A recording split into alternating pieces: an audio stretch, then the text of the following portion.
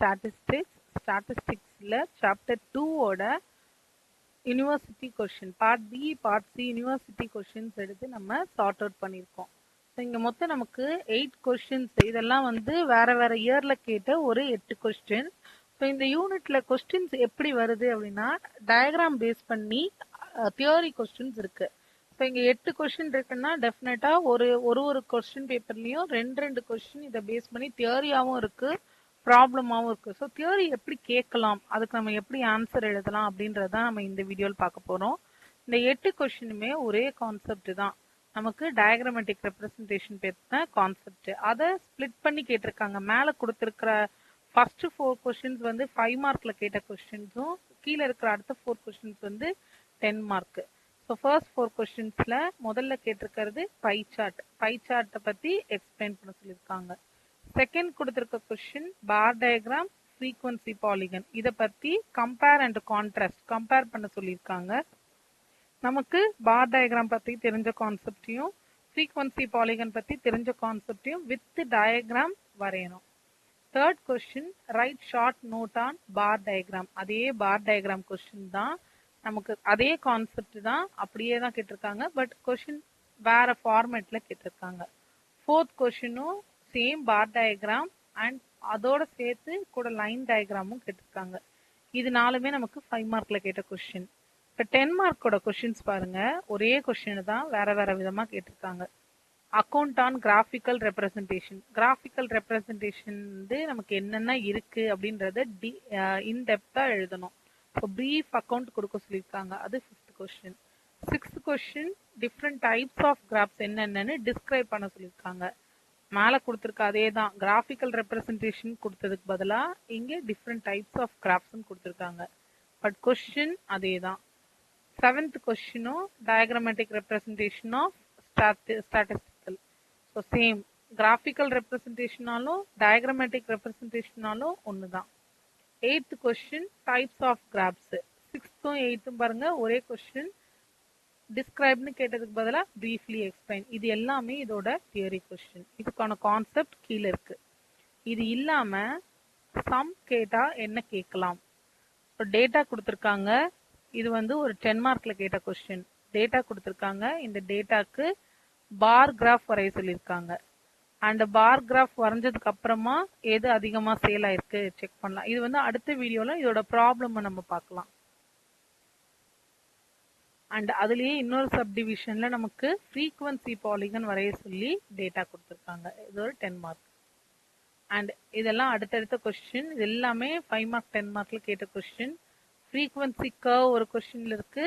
Next frequency curve, frequency polygon ரொம்ப important. ஆகிவ்ஸ் curve பத்தி வரைய சொல்லியிருக்காங்க. இது எல்லாமே இந்த யூனிட்ல நம்ம எக்ஸ்பெக்ட் பண்ற questions. So frequency curve, frequency polygon, ogives curve, இதெல்லாம் டயக்ராம் வரையறது எப்படின்னு ப்ராக்டிஸ் பண்ணணும். நெக்ஸ்ட் வீடியோல இந்த ப்ராப்ளம்கான சொல்யூஷன் பார்க்கலாம். இதுல வந்து நம்ம presentation of statistical data. So statistical டேட்டான்றது ஒரு கலெக்ஷன் ஆஃப் டேட்டா. நான் கலெக்ட் பண்ணிட்டு சும்மா வச்சிருக்க மாட்டோம், அந்த டேட்டாவை நம்ம ப்ரெசென்ட் பண்ணணும். அந்த டேட்டாவை ப்ரெசென்ட் பண்றது என்ன ஃபார்மேட்லனா டயக்ராம்ஸ்ல இல்ல கிராஃப்ஸ்ல நம்ம ரெப்ரசென்ட் பண்ண போறோம். Types of diagram, 1 dimensional, 2 dimensional, 3 dimension, இதெல்லாம் அதோட நேம். 1 டைமென்ஷனோட பேர் வந்து பார் டயக்ராம். 1 டைமென்ஷனல் கீழவே நமக்கு நிறைய சப்டிவிஷன்ஸ் இருக்கு. 2 டைமென்ஷன் கீழே, அதே மாதிரி 3 டைமென்ஷன் கீழே, அது மாதிரி நமக்கு சப்டிவிஷன்ஸோட இருக்கு. ஃபர்ஸ்ட் 1 டைமென்ஷனல்ல சிம்பிள் பார் டயக்ராம். சிம்பிள் இது வந்து நீங்க எழுதும் போது இந்த பாயிண்ட்ஸும் எழுதி டயக்ராமும் வரையணும். டயக்ராமோட வரையும் போது தான் இதுக்கு ஃபுல் மார்க் கிடைக்கும். சிம்பிள் பார் டயக்ராம். சிம்பிள் பார் டயக்ராம்னா ஹாரிசாண்டலாவும் இருக்கும், வெர்டிகலாவும் இருக்கும். ஸோ ஒரு பார்க்கும் இன்னொரு பார்க்கும் நடுவில் ஈக்குவல் டிஸ்டன்ஸ் இருக்கணும். இந்த தேர்ட் பாயிண்ட், பார்ஸ் வந்து நம்ம கலர் பண்றோம். எதுக்காக கலர் பண்றோம்னா அட்ராக்டிவா இருக்கிறதுக்காக கலர் பண்றோம். ஸோ இது எல்லாமே என்னன்னா கேட்டகரிக்கல் டேட்டாக்காக தான். கேட்டகரிக்கல் டேட்டானா நேம்டு டேட்டாக்காக தான் நம்ம இந்த பார் டயக்ராம் யூஸ் பண்ணுவோம். இது எங்க யூஸ் பண்றாங்கன்னா பிசினஸ் அண்ட் எக்கனாமிக்ஸ், அதுக்கான ஒரு எக்ஸாம்பிள். ஸோ ஒரு 6 இயர்ஸ்க்கான ப்ரொடக்ஷன் காஸ்ட், ஒவ்வொரு இயக்கமான ப்ரொடக்ஷன். இது வந்து சிம்பிள் பார் டயக்ராம், தள்ளி தள்ளி இருக்கு, ஈக்குவலி ஸ்பேஸ்டுல. இது வந்து வெர்டிக்கல் பார். இதே மல்டிபிள் பார்னா 2 இல்லைன்னா மோர் தென் 2 செட்ஸை வந்து கம்பேர் பண்றதுக்கு யூஸ் பண்றதுதான் மல்டிபிள் பார். இப்ப இதுல என்ன ஸ்பேஸ் வந்து எப்படி இருக்கும்னா சேர்ந்து சேர்ந்து இருக்கும், பார்ஸ் எல்லாம் சேர்ந்து சேர்ந்து இருக்கும். அதுக்கப்புறம் ஒரு ஒரு செட் ஆஃப் இது பார் முடிச்சதுக்கு அப்புறமா ஈக்குவல் ஸ்பேஸ்க்கு அப்புறம் அடுத்த செட் ஆஃப் பார் நம்ம வரைவோம். இதுக்கான டயக்ராம் இது பேரு மல்டிபிள் பார் டயக்ராம். ஸோ 2014லயே 2 விஷயம் இருக்கு, ஒன்னு பிஃபோர் டாக்ஸ், ஒன்னு ஆஃப்டர் டாக்ஸ். ஸ்பேஸ் விட்டுட்டு அது பாருங்க, ஈக்குவலி ஸ்பேஸ் 2015. இது பேரு மல்டிபிள் பார் டயக்ராம். இது எல்லாமே ஒன் டைமென்ஷனல். நெக்ஸ்ட் சப்டிவைடட் பார் டயக்ராம். சப்டிவைடட்னா ஒரே பாரை டிவைட் பண்ணியிருக்கோம். பார் வந்து இது என்ன கொடுத்துருக்காங்க, இப்போ இங்கேயும் 2 ஆர் மோர் டேட்டா டைப்காக யூஸ் பண்றோம். இது மல்டிபிள் பார் டயக்ராம் மாதிரி இல்லாம பக்கத்துல பக்கத்துல இல்லாம ஒரே பாரை வந்து டிவைட் பண்ணி இருக்கும். இங்க இந்த மல்டிபிள் பார் டயக்ராம் சப்டிவைடட் பார் டயக்ராம்ல நம்ம வந்து ஈக்குவல் விட்த்ல இருக்கும். பட் ஹைட் ஆஃப் த பார் வந்து நமக்கு கரெக்டா இருக்கணும்னு அவசியம் கிடையாது. ஒன்னு கம்மி ஃப்ரீக்வன்சியா இருக்கும், ஒன்னு அதிகமா இருக்கும். இங்கேயும் பார்ஸ் வந்து ஈக்குவலி, எல்லாமே ஈக்குவலி ஸ்பேஸ், எதுவா இருந்தாலும் ஈக்குவலி ஸ்பேஸ்ட். இங்க வந்து number of clusters and categories இந்த கிளஸ்டர்ஸ் ஆர் லார்ஜ். இப்ப நிறைய அதிகமான டிவிஷன். ஃபார் எக்ஸாம்பிள் ஒரு ஷாப் எடுத்துட்டு அந்த ஷாப்ல இருக்கிற வெரைட்டி ஆஃப் கிளாத்ஸ் அப்படின்னு எடுத்து அதை இதுல டிவைடட் பை பார் டயக்ராம்ல போட்டோம், சப்டிவைடட் பார் டயக்ராம்ல போட்டோம்னா குட்டி குட்டியா இருக்கும். ஸோ இன் தட் சிச்சுவேஷன் அது அட்ராக்டிவாவே இருக்காது, பார்க்கறதுக்கு ஈஸியா இருக்காது.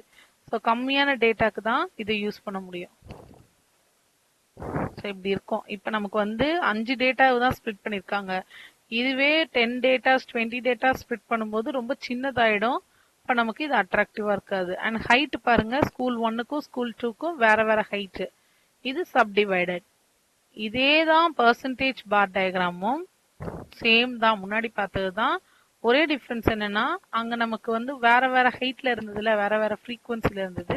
இங்க சேம், எல்லாமே 100% ஈக்குவலா இருக்கும். அதுக்குள்ள ஆனா டிவைட் ஆயிருக்கும்.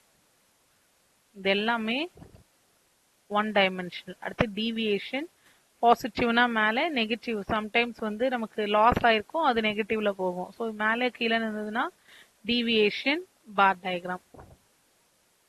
Next 2 dimension. 2 டைமென்ஷன்ல தான் பை டயக்ராம் வருது.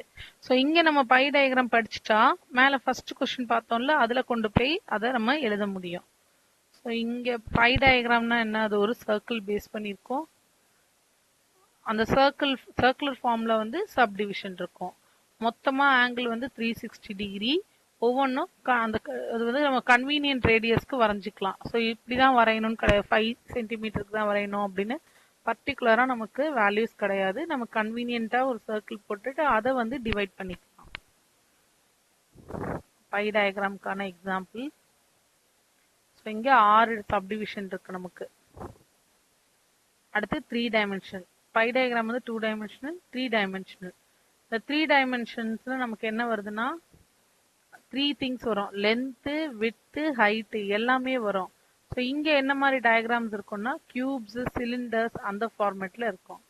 ஸோ இதை வந்து நமக்கு ப்ரெசன்டேஷனுக்கு இதை வந்து ரெக்கமெண்ட் பண்ண மாட்டாங்க. ஏன் ரெக்கமெண்ட் பண்ண மாட்டாங்கன்னா 3D ஃபார்ம்ல ஒரு சிலிண்டர் ஷேப்போ ஒரு கியூப் ஷேப்லயோ ஒன்று நான் ரெப்ரசன்ட் பண்ணும்போது எனக்கு அந்த டயக்ராம் பார்க்கறதுக்கு, அதை வந்து கம்பேர் பண்றதுக்கோ அதை ரீட் பண்றதுக்கோ நமக்கு டிஃபிகல்ட்டா இருக்கும். அதனால 3D ஃபார்ம் வந்து நமக்கு ஒரு கம்பேரிசன் சார்ட்டுக்கு யூஸ் பண்ண மாட்டோம். Next pictogram and cartogram. So pictogram கார்டோகிராம்ன்றது நமக்கு ரொம்ப சிம்பிள், யார் வேணா அண்டர்ஸ்டாண்ட் பண்ற மாதிரி ரொம்ப சிம்பிளா இருக்கும். It is very useful to attract the attention, easily understood and it is attractive. Overall picture வந்து ஈஸியா இருக்கும். இப்போ இந்த டயக்ராம் பாருங்க, இது வந்து ஒரு பிக்டோகிராம். இந்த பிக்சர்ல இருந்தே எனக்கு தெரிஞ்சிடும், கீழே வந்து ஒரு கரும்பு வந்து 110 கொடுத்துருக்காங்க. ஸோ இங்கேருந்து நமக்கு தெரியுது 2000 17ல தான் அதிகமான டன் வந்து ப்ரொடக்ஷன் இருந்திருக்கு சுகர் கேன். அண்ட் அதே மாதிரி என்ன டேட்டா வேணும்னாலும் நம்ம ஈஸியா எடுத்துடலாம். Represent about data by pictogram. எதுல கம்மியா இருக்குன்னா 2015 அப்படின்னு பார்த்தோன்னே நம்ம சொல்ல முடியும்.